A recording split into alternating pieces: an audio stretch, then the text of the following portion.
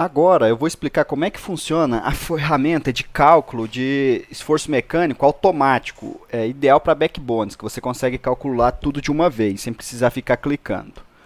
O primeiro passo é definir como é que é definido sua altura. No meu caso aqui, vamos pegar esse bloco aqui, por exemplo, ó, a minha altura do poste está aqui, ó, 9/150, ou seja, é sempre a altura barra a resistência em todos os postes, você pode ver. Tem gente que, e ela tá, se eu der dois cliques aqui, ó, a minha altura barra resistência está na tag que chama estruturas.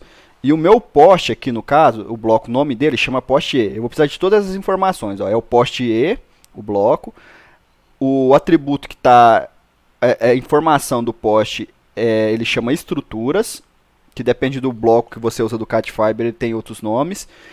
E ela está sempre à altura barra alguma coisa. Mas, por exemplo, vamos supor que aqui tem gente que usa assim, ó, 9-150. Ou senão 9/150. Ou ao contrário, 150/9. Aí espaço, tem alguma coisa, ou só termina aqui. Então tem vários jeitos de colocar. Isso é importante você entender o jeito que você está colocando essa informação. Por quê? Para configurar a ferramenta, primeira coisa é configurar a ferramenta. Então vamos abrir lá. Ele vai usar esses mesmos parâmetros aqui da força resultante padrão, né, de calcular. No caso aqui eu vou deixar só a força resultante para ficar mais rápido, mas ele calcula mostrando todas também. E aqui que a gente vem o cálculo automático. O primeiro caso é definir o nome do bloco que eu vou utilizar. Aqui tem vários blocos do Cat Fiber já colocado. Por quê? Porque às vezes você está usando mais de um poste no seu desenho. Às vezes você está usando o poste 1 e o poste 2. Então você pode colocar todos os blocos que você está usando aqui para ele pegar essa informação, porque ele precisa puxar a informação da altura. Mas eu poderia muito bem aqui colocar somente poste E, que no meu aqui no caso é só isso. Mas se eu estivesse usando, por exemplo, o poste E e o poste 1, então eu colocaria uma vírgula e colocaria aqui, ó, poste 1. Colocaria todos os blocos de poste que eu estou usando no meu projeto. Vou deixar só assim, por exemplo. Aqui é o atributo do poste que contém a altura. Como eu tinha olhado anteriormente, é estruturas. Aí aqui que vem a grande dificuldade de muita gente. Quais são os delimitadores que contêm a altura? Ou seja, eu preciso informar onde que ela começa e onde que ela termina nesse atributo aqui, estruturas. No meu caso, ela sempre começa, é a altura, ela começa sem nada, ou seja, não tem nada antes dela. E ela vai até onde tem a barra, que igual eu tinha mostrado, o meu eu coloco 9/150, 10/300 e assim vai. Agora se fosse, por exemplo, 9-150, eu colocaria o delimitador do final como um traço. Se fosse ao contrário, 150/9. Então eu colocaria que o primeiro delimitador era barra e o segundo, que depende se não tivesse nada, ela terminasse lá no 9, então deixaria sem nada. O meu, ele tem mais algumas informações de rede baixa tensão e média tensão, como vocês podem ver aqui.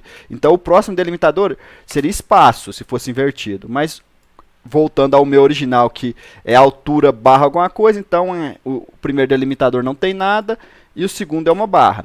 Mas caso não encontrado, ou seja, essa altura ele não encontrou ela lá, você colocou e ele não achou uma altura, ele achou um texto, que às vezes você colocou alguma informação errada, qual que é a altura padrão que ele vai usar se ele não achar?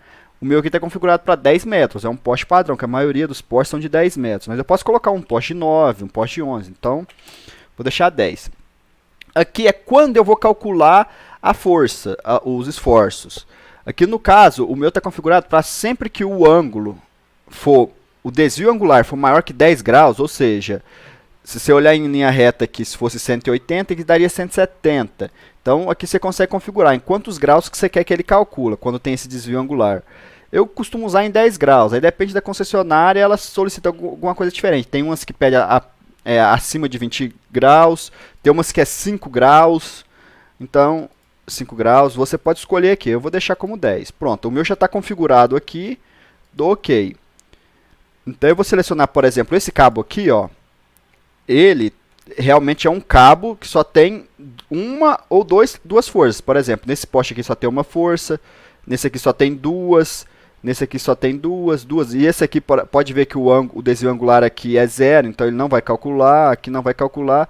Aqui, vamos ver qual que é o ângulo aqui, se ele vai calcular. Din angular.